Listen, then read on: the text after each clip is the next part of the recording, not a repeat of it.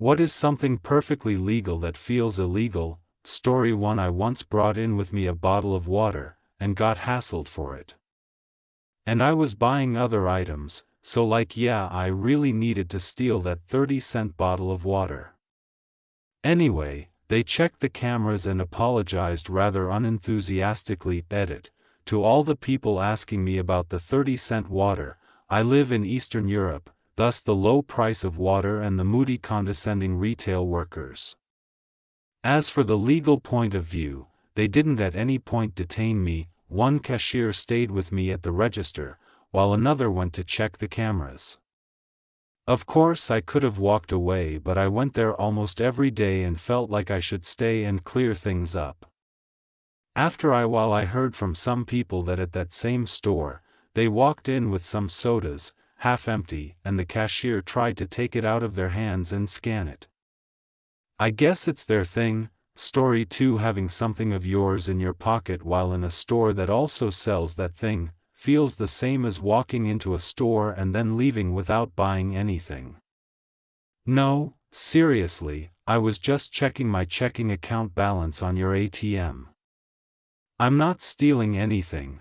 I sometimes feel that guilt when I walk into a store, especially if it's a small family-run business. I walk around, looking at all the cool things, but either nothing really calls to me or I can't afford the things that do. So I feel guilty as I walk out, as I did really enjoy browsing the store, but they got nothing for that enjoyment that I need to get over myself. Story 3. I had to fill out a massive form for a security clearance, and then do an interview with an investigator, who got extremely heated over the fact that I didn't work or take classes during college breaks. The form basically requires every detail of your entire life. Ugh, I just got done with that process today. Thankfully my investigator was chill and helpful. I asked him what the best answer to the question like, "Have you ever aided a terrorist act?" was, and he just laughed and said he's never got an exciting answer and that would be a lot of paperwork for him if he had. Story 4. The IKEA hook heist accident. IKEA, where relationships go to die, meatballs go to thrive, and apparently, where perfectly honest people accidentally become criminals through a combination of good intentions and spectacularly bad spatial awareness. Our protagonist and their girlfriend had ventured into the Swedish labyrinth the night before. They'd survived the relationship test of assembling Grönlid and Klippen. They'd resisted the siren call of unnecessary candles. They'd even made it through checkout with their sanity mostly intact. Victory, except no hooks. "Where are the hooks?" she asked, unpacking their haul. "What hooks?" "The Gruntal hooks. For the bathroom. The whole reason we went. They're not in here." They weren't. Despite being on the receipt. Despite clearly remembering buying them.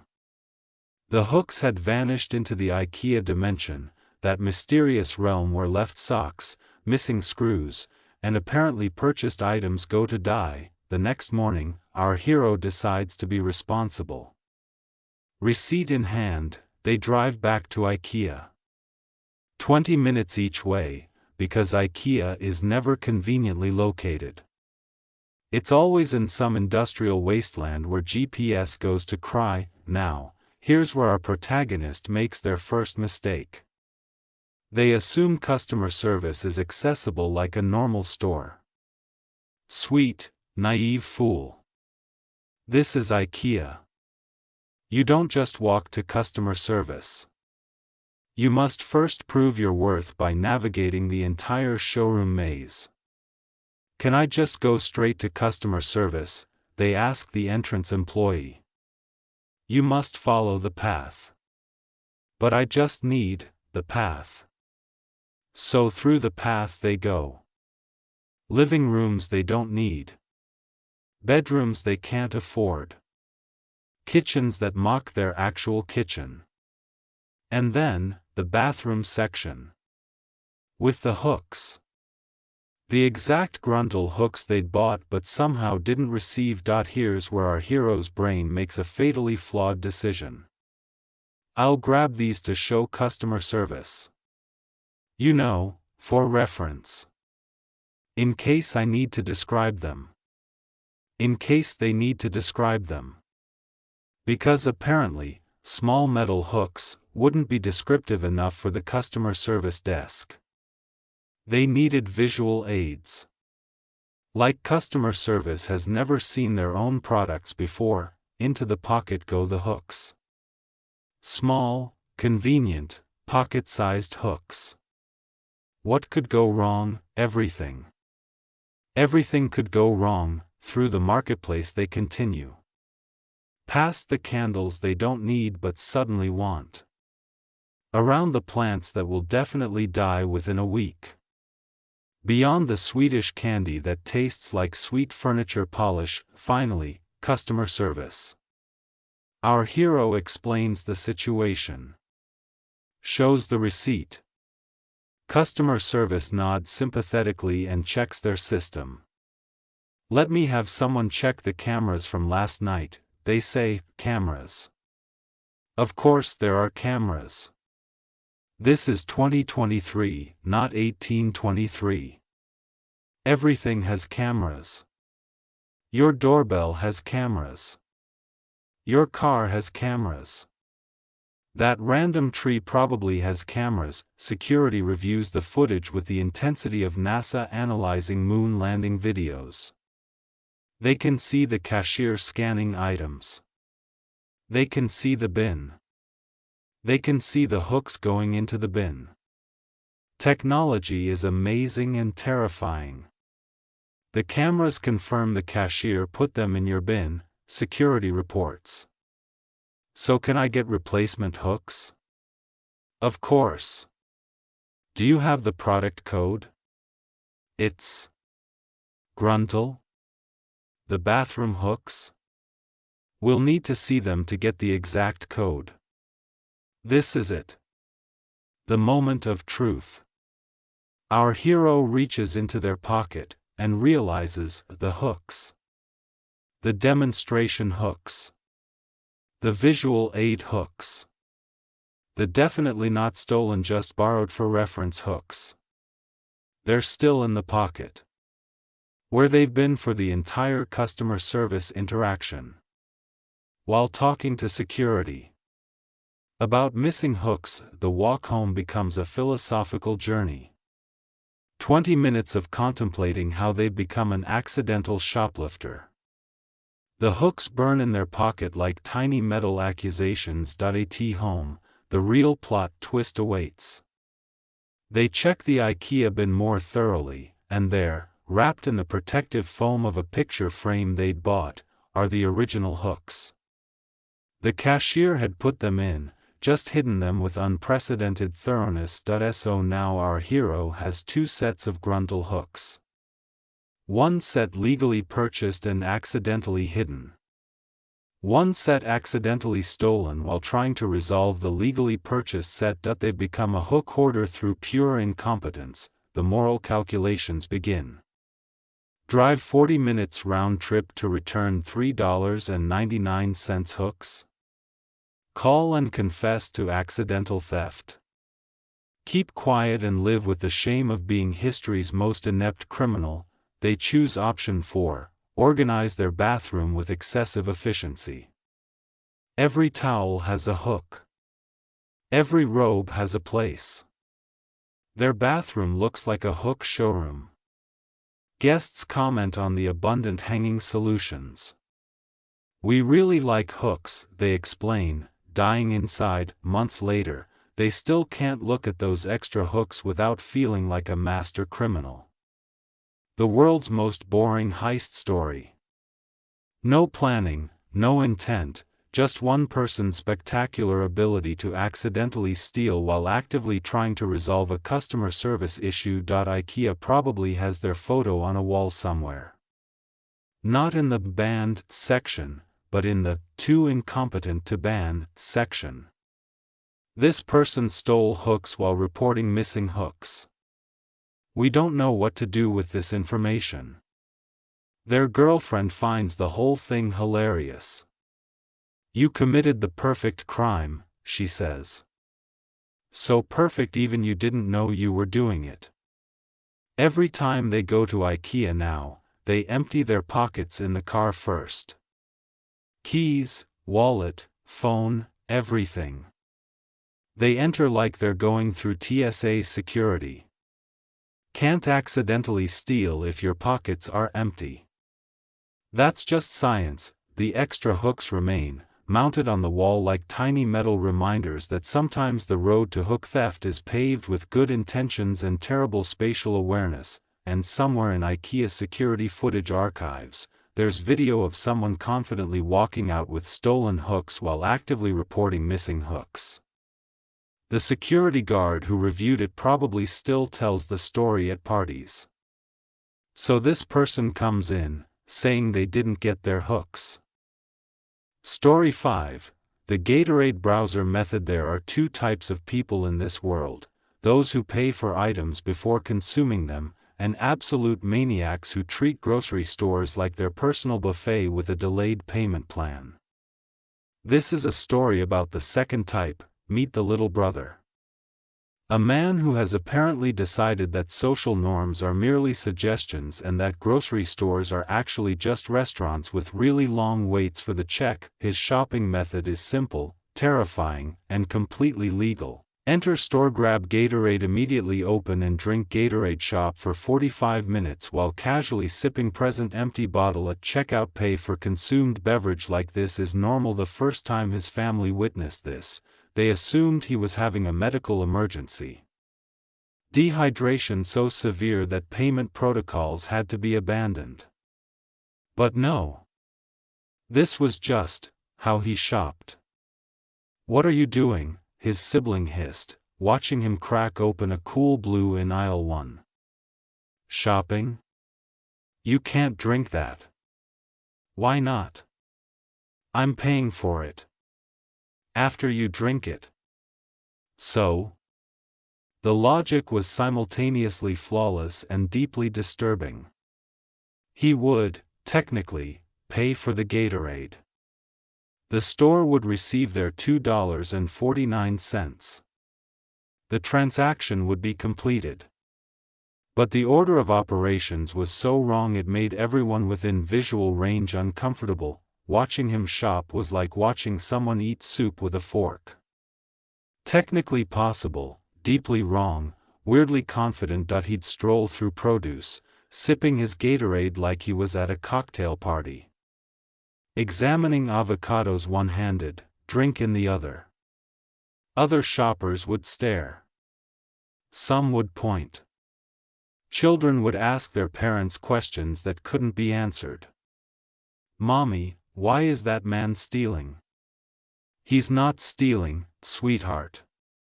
He's just different." "Different how?" "Shoo, don't stare at the Gatorade man." By the time he reached checkout, the bottle would be empty. He'd place it on the conveyor belt with the confidence of someone who's never experienced shame. The cashier would pick up the empty bottle, look at it, look at him, look back at the bottle. "This is empty." "Yeah, I drank it." "While shopping?" "Yeah." "That'll be $2.49. The transaction would complete, but the psychic damage to everyone involved was permanent. Cashiers would need therapy. Other customers would go home and hold their unopened beverages, appreciating the natural order of things. But here's the thing, it's completely legal. There's no law that says you must pay before consuming in a store. The implicit social contract that keeps society functioning? Sure. But actual laws? None. Store security didn't know what to do with him. He wasn't shoplifting. He always paid. He was just aggressively wrong about the sequence of events. They'd follow him sometimes, waiting for him to pocket the empty bottle, to give them something actionable. But no. He'd wave the empty container like a flag of chaotic neutrality. Just making sure you see this, he'd call to security. Empty Gatorade. We'll be paying for it in approximately 20 minutes. The worst part was when he graduated to snacks. Bag of chips? Open immediately. Box of crackers? Sampling commenced in aisle 3. He turned grocery shopping into a walking buffet where you pay at the end like some sort of honor system food court. His family stopped shopping with him. Not because it was illegal, they'd checked, thoroughly, but because the second-hand embarrassment was too much. Being related to someone who treats grocery stores like a serve-yourself restaurant is its own form of suffering. Can't you just wait? They pleaded. For what? To pay. But I'm thirsty now. That's not how society works. Show me the law. They couldn't. Because there isn't one. Just millions of years of human evolution that led to the general agreement that you pay for things before consuming them. But he'd opted out of that evolutionary branch. Other shoppers started recognizing him. The Gatorade guy. The pre-game snacker. That dude who eats first pays later. He became a local legend, not for anything impressive, but for having the audacity to treat payment as a casual afterthought. Store employees developed a betting pool. What would he consume today? How empty would the container be? Would he branch out from Gatorade to other beverages? He did. Chocolate milk was a dark day for everyone involved. The thing is, he genuinely didn't understand why everyone was upset. In his mind, the transaction was guaranteed. The store would get their money. He'd get his Gatorade. Everyone wins. The temporal ordering was irrelevant. It's the same outcome, he'd argue. It's the principle, they'd respond. What principle? The principle of. You know what principle. But he didn't. He truly, honestly didn't. In his universe, drinking first and paying later was as natural as breathing. The rest of us were the weird ones, waiting until after payment to quench our thirst like some sort of payment-obsessed cult. He's still out there, probably cracking open a Gatorade in the entrance of some unsuspecting grocery store right now. Drinking it while comparing pasta prices. Placing the empty bottle on the checkout belt with the satisfied air of someone who's figured out a life hack that everyone else is too cowardly to try. Completely legal. Absolutely maddening. The physical embodiment of, well, technically, and somewhere, a grocery store employee is watching him, dying inside, but unable to do anything because being aggressively weird about beverage consumption timing isn't actually a crime. It should be. But it isn't. Story 6, The Ice Cream Pacifier Technique. Parenting is about survival. Anyone who tells you different either doesn't have kids or has forgotten the trenches of grocery shopping with small humans who have the impulse control of caffeinated squirrels. This is the story of one mother's genius solution and society's uncomfortable acceptance of tactical bribery. Picture a grocery store. Any grocery store. Now add 3 kids under the age of 8. Now add the candy aisle. Now add the toy section strategically placed at child eye level.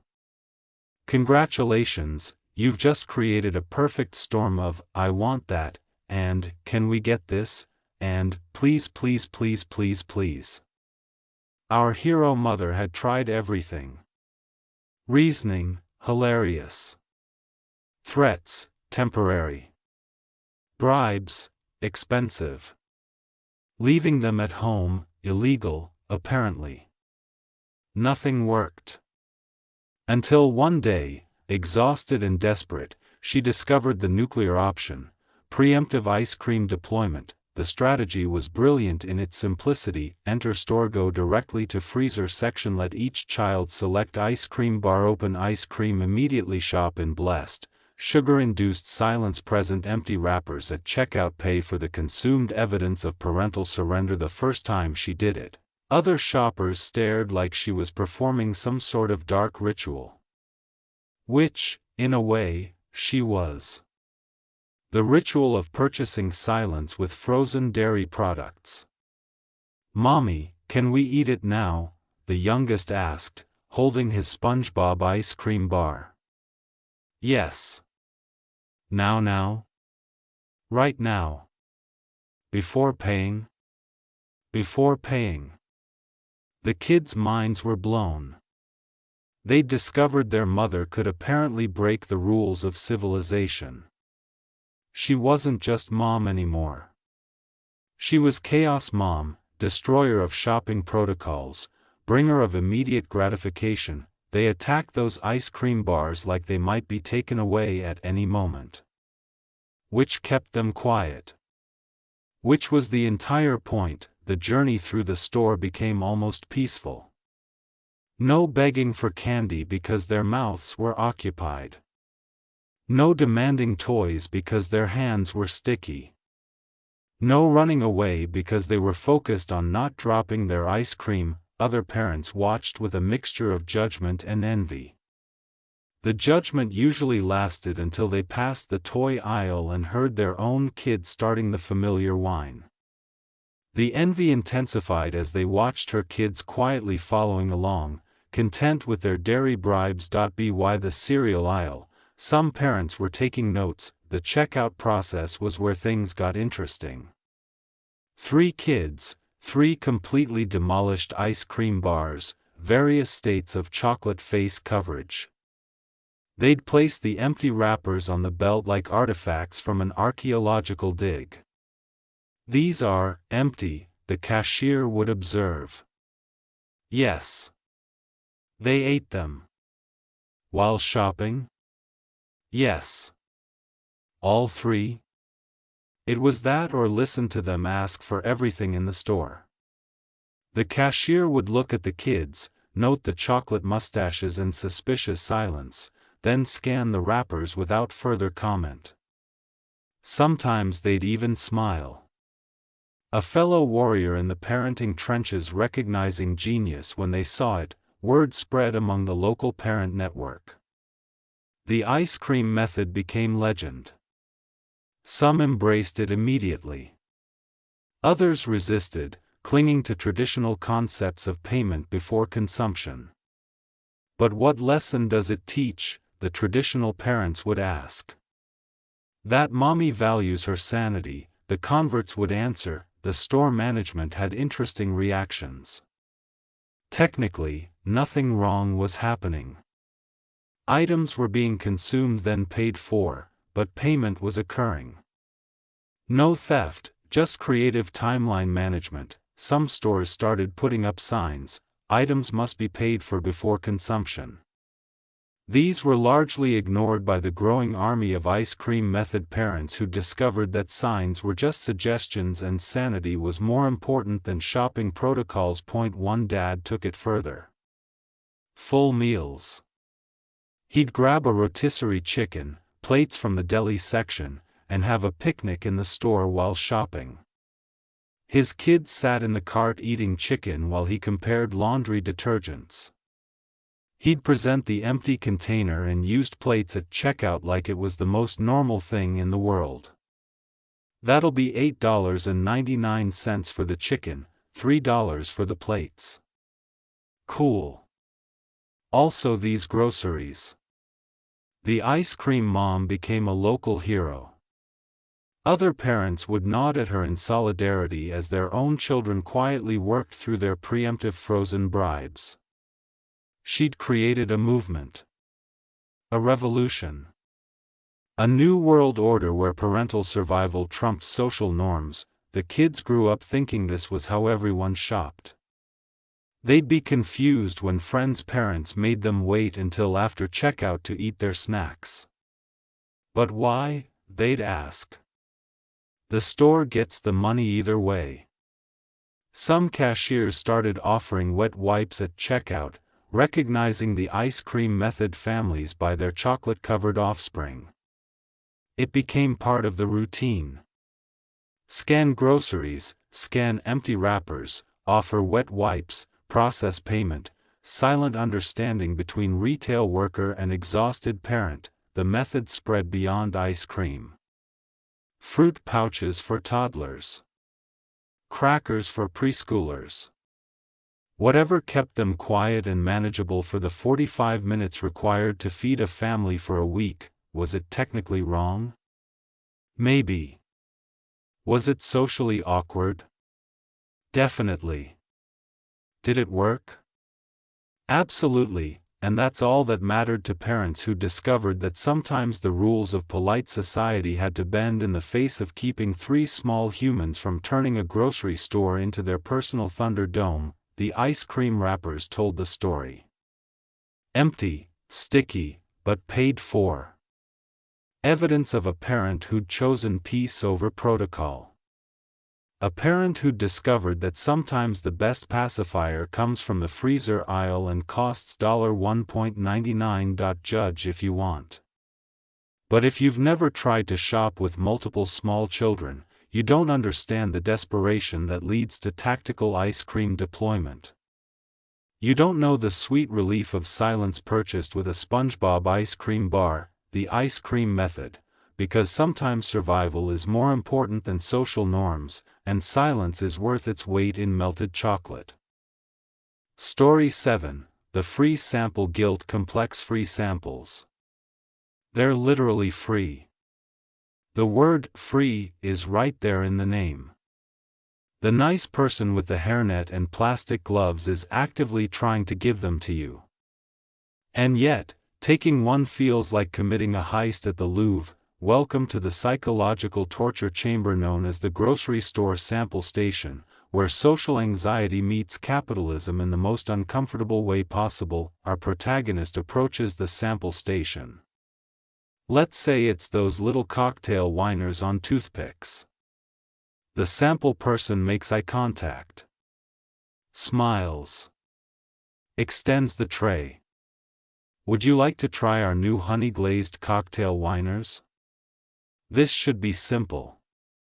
Yes or no. Take the wiener or don't. But in that moment, an entire Netflix series worth of internal dialogue unfolds. If I take one, they'll expect me to buy the product. But I don't want cocktail whiners. I don't even like cocktail whiners. But they look so hopeful. And they've been standing here all day, probably getting rejected. What if I'm their only customer? What if their job depends on giving out samples? But if I take one and don't buy anything, am I stealing? Is it stealing if it's free? What is freedom, really? Meanwhile, the sample person is still standing there, tray extended, smile beginning to fossilize. Our hero takes the sample.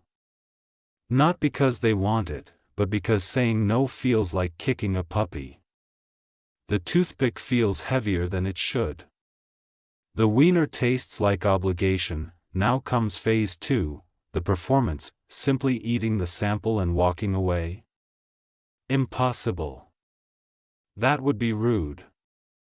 No, there must be a full theatrical production to justify this free consumption of roughly 4 cents worth of processed meat. First, the exaggerated chewing. Really taste that wiener. Make faces that suggest this tiny meat nugget is the most complex flavor profile you've ever encountered. You say, as if you're a food critic at a Michelin-starred restaurant instead of someone eating reheated mini sausages at a grocery store. Then, the contemplation phase. Stare at the product display like you're making a life-changing decision. Pick up the package. Read the ingredients with the intensity of someone defusing a bomb. check the price. Nod thoughtfully. These are really good, you tell the sample person, who has heard this exact phrase 847 times today. They're on sale, they respond with manufactured enthusiasm. Oh, are they? You say, despite the giant sale sign directly in your line of sight. Now the real performance begins. You need to exit this interaction without buying anything, but also without looking like a freeloader who just stole 4 cents worth of meat. I'm actually shopping for a party next month, you lie. There is no party. There will never be a party. These would be perfect. They freeze really well, the sample person offers, still hopeful. Great to know. I'll definitely keep that in mind. You start backing away slowly, like you're leaving a crime scene. But not too quickly. That would be suspicious. You need to maintain the illusion that you might circle back for those whiners. I just need to finish my shopping first, you add, gesturing vaguely at your cart that contains nothing but guilt and social anxiety. The sample person nods. They know you're not coming back. You know you're not coming back.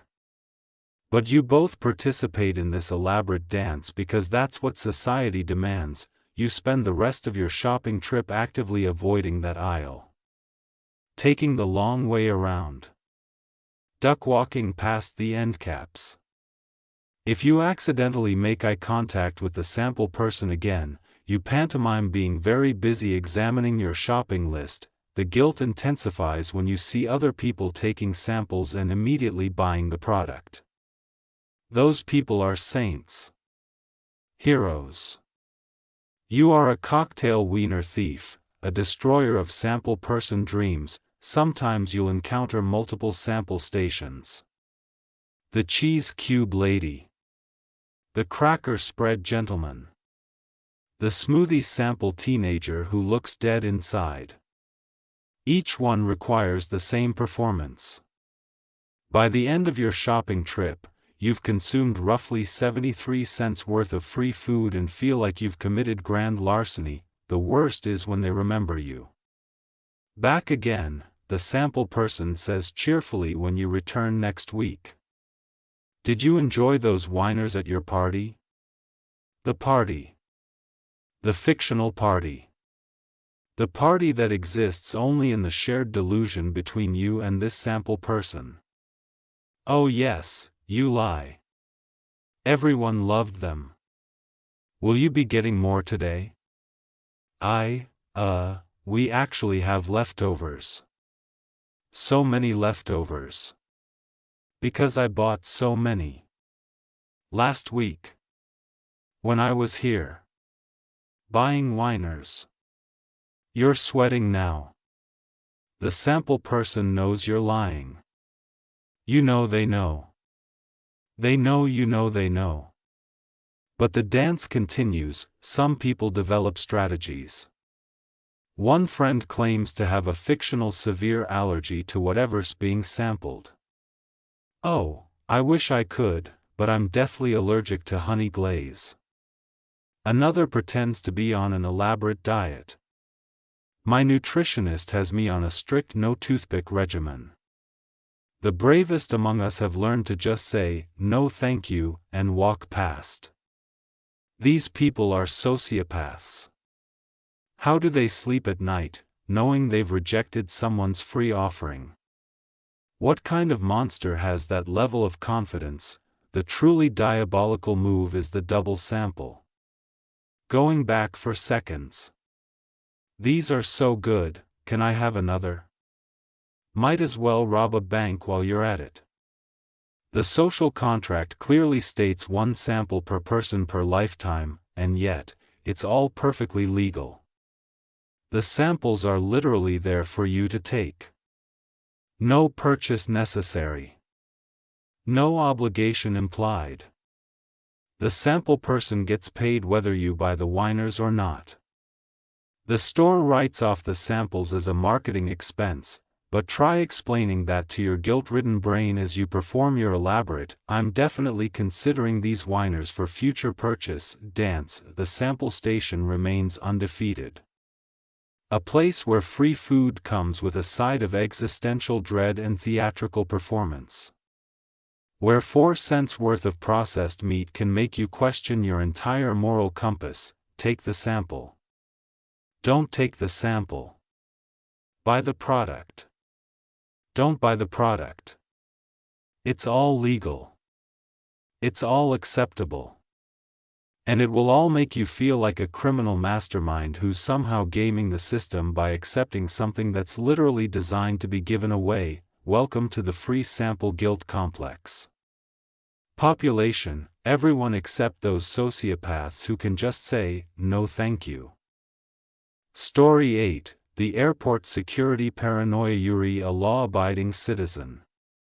You packed your own bags. You definitely didn't pack weapons, drugs, or contraband. And yet, walking through "nothing to declare" at customs feels like you're smuggling nuclear weapons for the cartel. The human brain is a magnificent thing.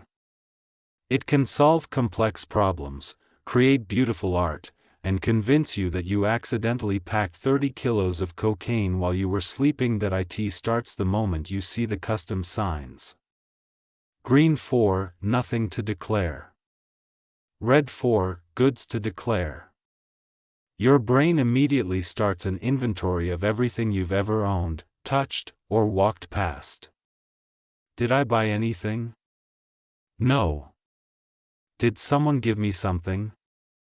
No. Could someone have planted something in my bag? Probably not. But maybe? What if my shampoo molecularly transformed into heroin during the flight? Is that possible? Better check. You choose the green lane, each step feeling like admission of guilt for crimes you haven't committed. Your walking becomes suspicious. Too fast. You're rushing because you're hiding something. Too slow. You're nervous because you're smuggling exotic birds. The customs officers aren't even looking at you, but you're convinced they're profiling your every micro-expression. You try to adopt a "I have nothing to declare" face, which probably looks like you're trying to pass a kidney stone while solving calculus. Your brain starts creating false memories. Did I pack fruit? I definitely didn't pack fruit. But what if I did? What if there's an apple in there I forgot about? A terrorist apple. A drug apple. An apple worth 20 years in apple prison. The logical part of your brain tries to intervene. You literally watched yourself pack. It's just clothes and toiletries. But paranoid brain is louder. What if someone at the hotel planted drugs while you were at breakfast? What if that friendly person on the plane who asked you to watch their bag actually swapped bags with you? What if you're accidentally a drug mule? You walk past the officers, trying to project an aura of "nothing to see here," which definitely makes you look like someone with everything to see there. You're walking like a robot programmed by someone who's never seen a human walk. Then comes the worst part: you make it through. No stops. No checks. No problems. And somehow that makes you more suspicious of yourself. That was too easy. They must be following me. They're letting me through to see where I go. I'm part of a larger investigation now. They're tracking the Apple drug kingpin network and I'm the key. You don't relax until you're fully out of the airport. Even then, you're half expecting SWAT teams to rappel from helicopters because of that bottle of sand you forgot you bought at the beach. Is sand exporting illegal? It might be. You're probably on a list now. The sand smuggler list. The next time you fly, it's worse. Because now you have previous airport paranoia on top of current airport paranoia. Remember last time when I thought I had drugs but didn't? What if that was a practice run by my subconscious? What if this time I really do have drugs? Some people cope by declaring everything. I have 3 t-shirts, slightly worn. 2 pairs of socks, one has a hole. A phone charger I bought for €10. Some chocolate. Actually, I ate some of the chocolate. Should I declare partial chocolate? Is chocolate even declarable? The customs officer, dead inside from dealing with nervous travelers, waves them through. But they don't feel relief. They feel suspicious. He didn't even check my partial chocolate declaration. This is definitely a sting operation. Others try the opposite approach. Act so casual that you circle back to suspicious. Whistling.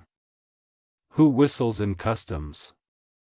Drug smugglers trying to seem casual, that's who.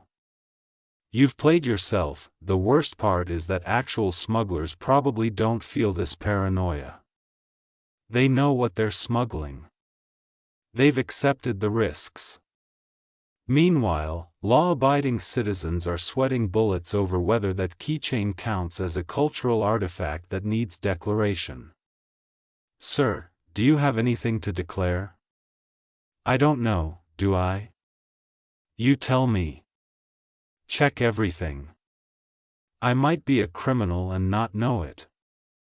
Please move along, sir. And then you're through. Free. Innocent. But forever changed. Because you now know that walking through customs turns your brain into a conspiracy theorist convinced you're the subject of your own conspiracy. You'll check your bags when you get home. Just to make sure you didn't smuggle anything. You'll find nothing but dirty laundry and hotel soap. But you'll check again next time you travel. Because what if the hotel soap is actually compressed cocaine? It's not. It never is. But airport security has a way of making you distrust everything, including your own memories, your own packing, and your own existence, perfectly legal. Perfectly innocent. Perfectly convinced you're accidentally an international crime lord. Welcome to the nothing to declare lane, where having nothing to declare has never felt more suspicious. Story 9. The hospital baby handoff. Having a baby is miraculous. The creation of life. The beginning of a journey. And apparently, the moment when highly trained medical professionals hand you a tiny human and just leave. Our new father stands in the hospital room. The surgery went perfectly. Mom is being wheeled to recovery. The baby is swaddled, checked, and placed in one of those clear plastic hospital bassinets that looks like a salad bar sneeze guard repurposed for infant storage. The nurses finish their tasks. The doctor leaves. The anesthesiologist is probably already in the parking lot. And our hero is left standing there with a brand new human being and absolutely zero instructions. He stammers to a passing nurse. What do I do now? She looks at him like he's asked how to breathe. What do you mean? With him? He gestures at the baby like it might be a bomb. He's your baby. Right. Yes. But now what? Take care of him? How? The nurse pauses, perhaps realizing she's dealing with someone who's just discovered that babies don't come with instruction manuals or tech support. Just hold him if he cries. What if I break him? You won't break him. You don't know that. I broke my phone yesterday. It was in a protective case.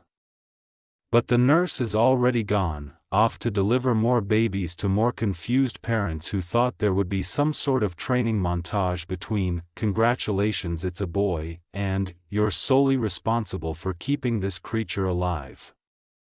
He stands there, afraid to move. The baby is quiet. Too quiet? Is that normal? Should he check if it's breathing?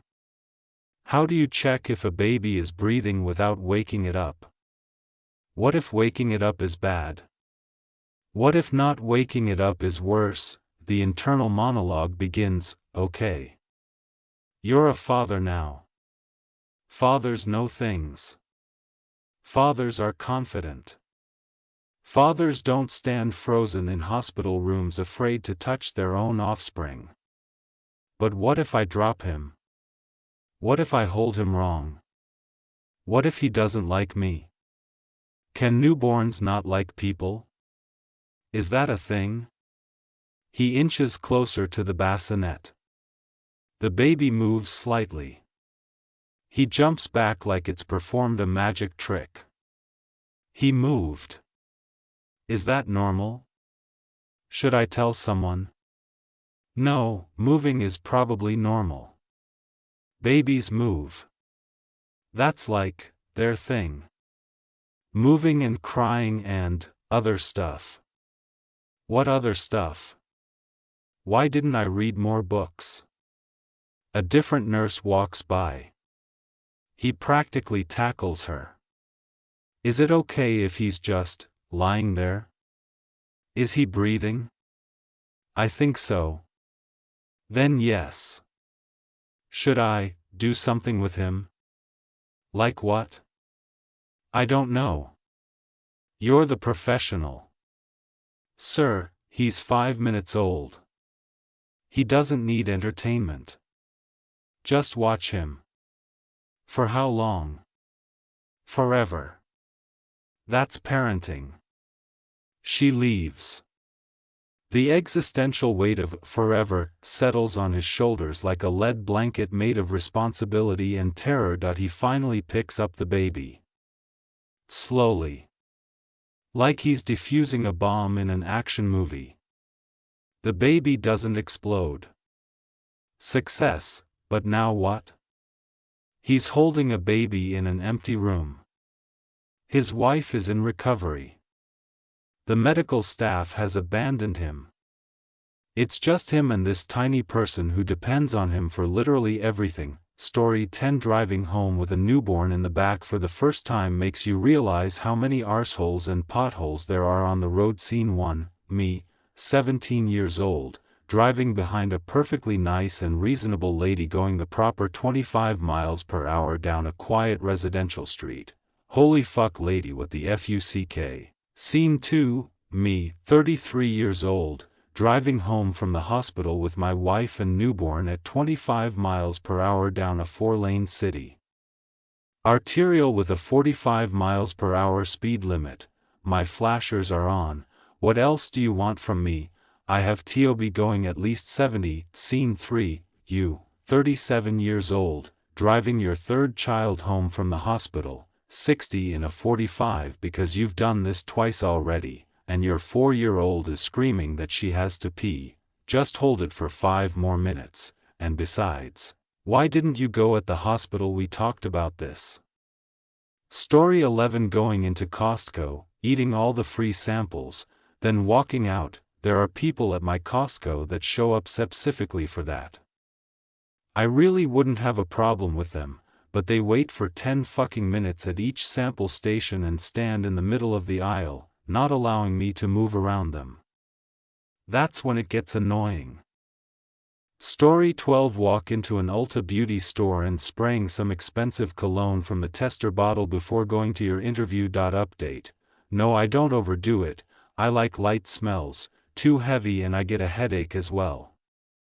Something that's fresh because I want to feel like a new car going into an interview or a date or wherever I have that somewhat important or gives a good first impression. Story 13. Driving 250 plus km/h on the German Autobahn.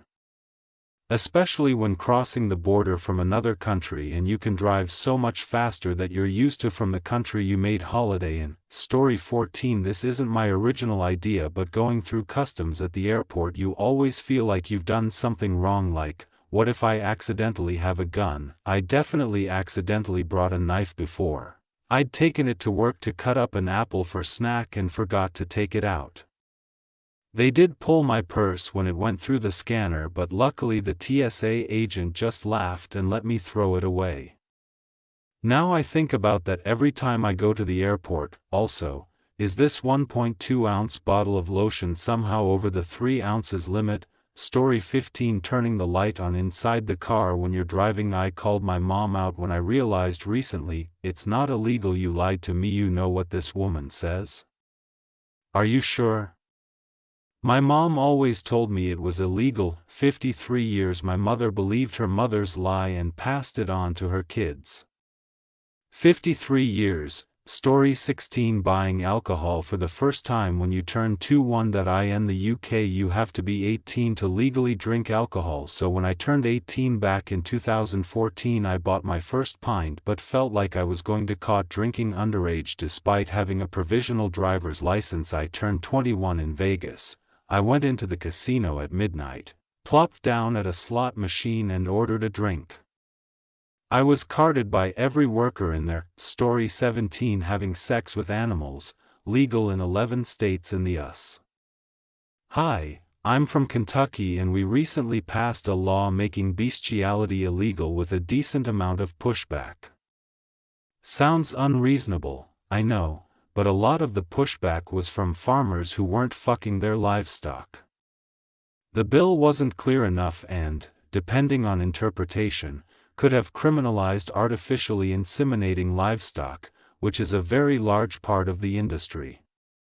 There's your fun fact of the day. Story 18. Walking/driving around a legal recreation state fully aware of the weed I just bought, my dab pen, and a new bong in my back seat, uncovered and perfectly safe from being arrested for any of those. Still can't get over it. LOL. Story 19. Taking somebody else's full cart of food at the grocery store. You can literally take anything from anybody's cart before paying. This is fucking hilarious to me because my so is absolutely convinced if we don't have 100% control of the cart 100% of the time we're in the store, someone else is going to just jump in and be like, yes, these are exactly the things I want to buy. Story 20. The Yellowstone Zone of Death is the name given to the 50 square miles, 129.50 square kilometers, Idaho section of Yellowstone National Park in which, as a result of a loophole in the Constitution of the United States, a criminal could theoretically get away with any crime, up to and including murder. Wikipedia. Story 21. Drinking a beer on the street in New Orleans. Definitely feels incredibly weird to do it, doesn't it? As a side note, I got around being underage in New Orleans by picking up a beer can off the street and walked into the closest bar and ordered another one without the dude blinking that I live just outside of the French Quarter, and it really fucks me up when I travel. I was at a bar in Kansas City like 10 years ago and I lit a cigarette and the bartender yelled at me that there was no smoking allowed. New Orleans is that way now, but I quit anyway, so I took my beer outside. She chased me down like I stole it and said I had to leave my beer inside and did not laugh at all when I told her to only put 1 Quaalude in it. 30 minutes later I forgot this silly rule and brought my beer outside again while being proud that I remembered to smoke out there, and she chased me again, so I said, "Shit, I'm sorry, can I get a Go Cup?" To which she replied, "You know what? If you're gonna be a smart ass about it then just get the fuck out. The rule I'm used to is you can drink outside but you're not supposed to have it in a glass bottle, so every bar has plastic Go Cups." It was my first time drinking outside of New Orleans. 2 out of 10, I don't recommend drinking in KC. Story 22. Cannibalism is legal in the US, provided you can find a legal way to get the meat. There was a guy who ate his own foot after having it amputated who did an AMA a while back. Yeah.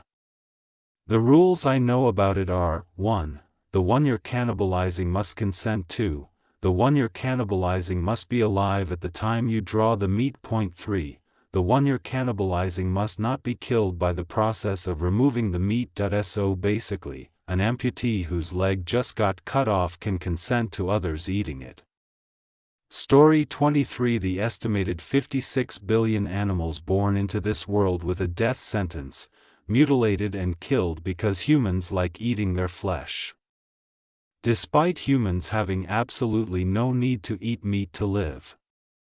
Animals are just the middleman to the nutrition we can gain from plants. Story 24. Refusing a body scan at the airport. You can refuse it, as I did once just to see the process as I travel a lot for work. They just say they are going to do a pat down and ask if you want to do it in a private room or just right here in the open. I opted for in the open. The TSA guy basically gave me a full body massage including around and in front of my dick, then swabbed his gloves and put the swab into some machine that I assume checks for explosives residue. Overall the process took an extra 5 minutes, not worth it unless you believe those X-ray machines fry your brain. Or, I guess, if you get off to 40-year-old TSA dudes rubbing you all over. Story 25. Trying to shop at Ulta without a full face of makeup. I look presentable, but I still get followed and asked over and over again if I'd need help. Sometimes by the same employees. They actively watch you and make you feel as if they think you're a thief. I understand that it's part of their job to help and check on us, but that's not what's happening when the same employee in a management position follows you, and asks you for a third time within 10 minutes if you're finding everything okay. I'm clearly looking at the products. My hands are even held together behind my back because I always get that vibe when I go in. Leave me alone and please let me look for a skin cream. Story 26. I usually park my truck in alleyways in the middle of the night and deliver my product to my customers. No one there but me. Have keys to the buildings. Once I'm done, I lock it up and leave. No one sees me come or go. Easy transactions. Except when the cops show up. Story 27. I teach people, some as young as 18, how to lie a person on a table and touch their naked body in all the right ways, then collect money for it. Story 28. I record you, edit those recordings, and provide the recordings to be distributed for money and/or entertainment. Story 29. People pay me through an intermediary to make quick getaways. And I mean super quick. I break boundaries that governed man for millennia. That's how quick I go. I don't ask any questions. Hell, most of the time I never even see them. Story 30. My coworkers and I break into people's homes anytime, day or night, and try to find where they and their kids might be hiding. When we find them, we forcefully drag them out of their home. And they usually thank us for it after.